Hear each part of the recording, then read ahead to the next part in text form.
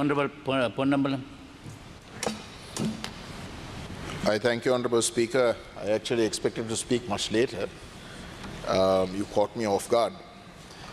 I thank you, Honourable Speaker, for giving me some time to speak on this second reading of the second budget of President Ranil Wickremesinghe.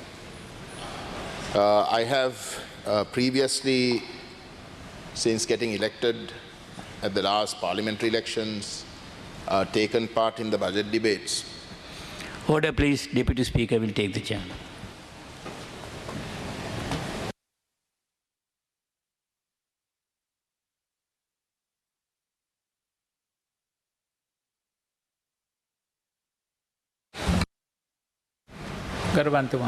Thank you.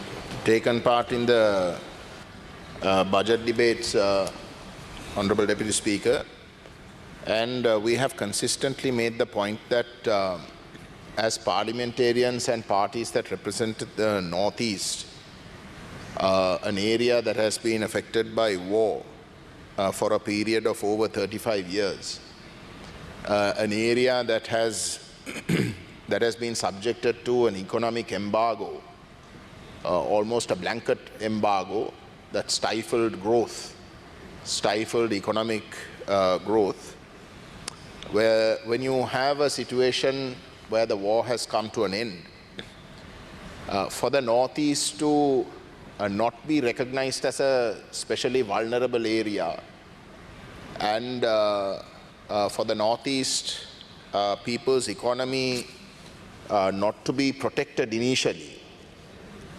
but instead to be allowed to compete with the rest of the country on a so-called equal footing would be a grave disadvantage, because those people in the Northeast at every level are in fact literally a good 30 years behind. And so we have, and this is not something that we have been advocating recently, in fact since 2009 onwards, we have been repeatedly stating that whichever government must take this approach. And if they had taken it early, say for a period of about 5 years, by declaring the Northeast a war-affected area and having special considerations for the Northeast, then we could have come out of that. And in fact, today, the Northeast people could also be expected to compete with the rest of the country on an equal footing. But that never happened. During the Mahinda Rajapaksa era, very unfortunately, there was no consideration of the Northeast at all. On the contrary, it was cronyism. So you had members of parliament that represented the Northeast that were loyal to that government, that were doled out a few hundred million, and in order for them to sort of secure their vote bank, they pretended as if they were doing some sort of development work. When the Ranil Wickremesinghe Maithripala Sirisena government came into power in 2015, you had from the opposition the TNA giving them more or less unconditional support. And despite that, when the budgets were presented, again the Northeast was completely silent. There was nothing about the Northeast in those budgets.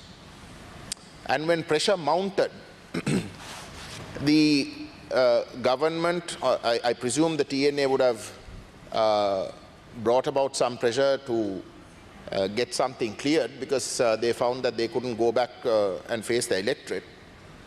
Then the then government made announcements saying that the Northeast has not been specifically mentioned because the government plans to have an international conference of donors in order to raise funds for the development of the Northeast. Now, sir, from 2015 right up to 2020, except for that 52 days of some sort of incident that took place of somewhat of a constitutional coup, the Maithripala Sirisena Ranil Wickremesinghe government was in power, but no such effort of having an international donors conference for the war-affected Northeast ever took place. And except for the meager doling out of some millions to their relevant supporters, including the TNA, nothing substantial ever happened. So this budget now, we are facing this budget in a scenario where the Northeast people have been affected by over 30 years of war. They are at a terrible disadvantage. Then you had Corona, which basically made things far, far worse. And now with this current economic crisis, I don't think, Honorable Deputy Speaker, it's an exaggeration to say that the people of the Northeast are in probably the worst scenario when compared to the whole country. So it is in that backdrop that we have to look at this current budget. Now, sir, when you look at that backdrop of the Northeast being terribly lagging behind, the budget this time, unlike in the previous occasions, over 15 years, unlike over the last 15 years, this time has in fact specifically spoken about allocations to the Northeast. So that is, in principle, we must welcome that. The fact that there has been some sort of effort to talk about the Northeast. This time, unlike all previous occasions, no question of raising funds from an international donors conference and all of that, because there is no chance of that happening. So we have some allocations. What is the allocation?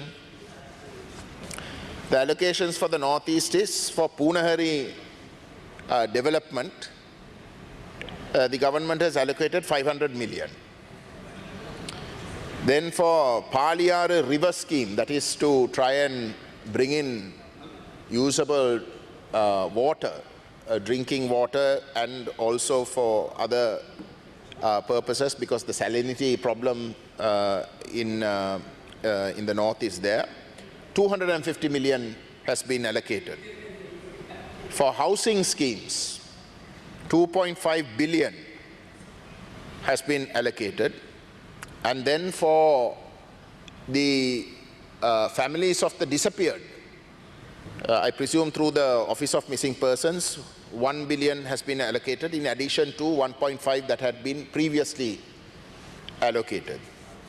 So a total in this budget, a total allocation for the Northeast specifically is 4.25 billion.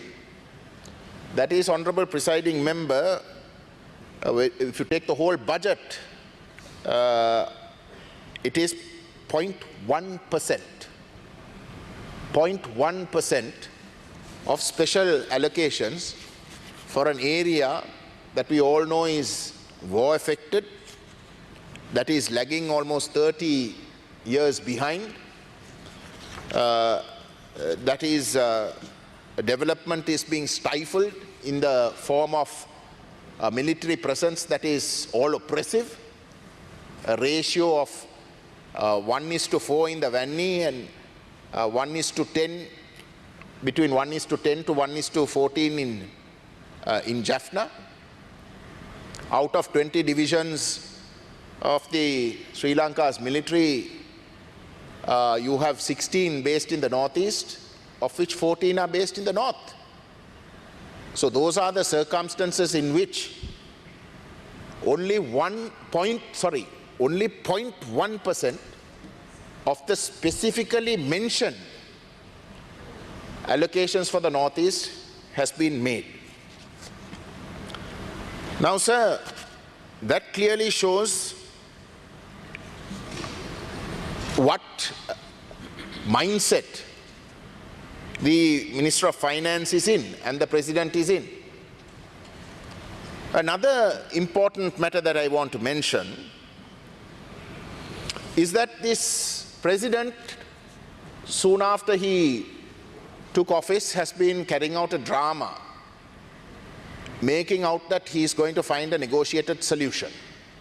He has had all-party conferences. Our party refused to go because we knew that it was a sham, and we refused to take part. But then all the other Tamil parties seated here have been taking part.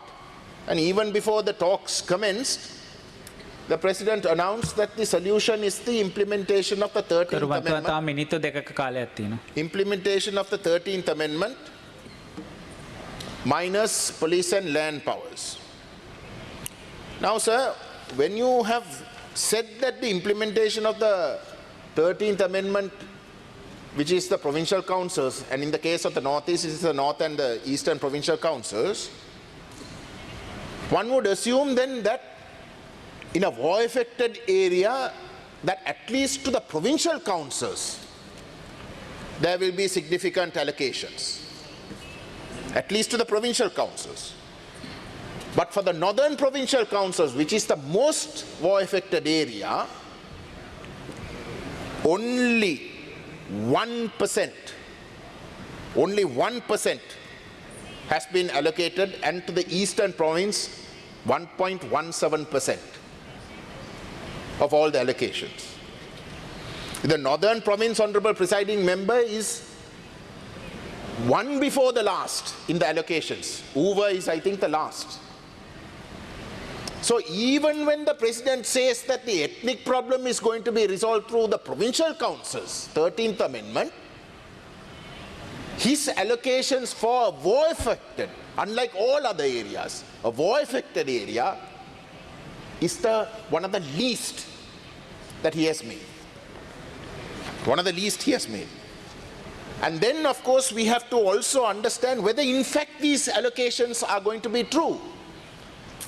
Honorable Presiding Member, you are aware that Fitch, that downgraded Sri Lanka 2 years ago, which now we all know has been an accurate downgrading because of the situation the country is facing, after this budget came out, has said this, has voiced concern over the government's fiscal targets as being ambitious, challenging to meet, and having a high degree of risk in implementation. In a statement issue, I'm finishing. I was giving 15 minutes, sir. I don't think I have spoken for 15 minutes. And so under these circumstances, when the budgetary proposals are seen as ambitious, even these meager allocations for the Northeast, in reality, will most likely never be implemented. So that is the situation in which we find ourselves. I will obviously, under the committee stage, under each ministry, I will be dealing much more in detail in elaborating the complete discrimination that has been meted out to the Northeast, particularly the Tamil people. For those reasons and much more, we will be voting against this budget.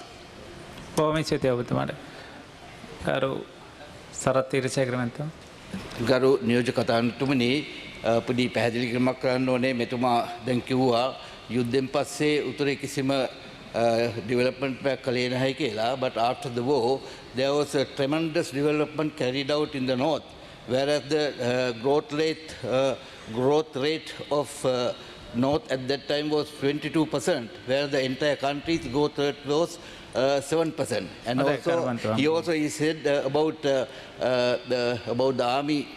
army land of the private people. පුද්ගලිකයන්ගෙන් ගත්ත හමුදාවේ තිබ්බ ඉඩම් 96ක් දැන්ට දීලා තියෙනවා. හොඳයි ඒ වගේම එත්නික් problem එකක් ගැන කිව්වා.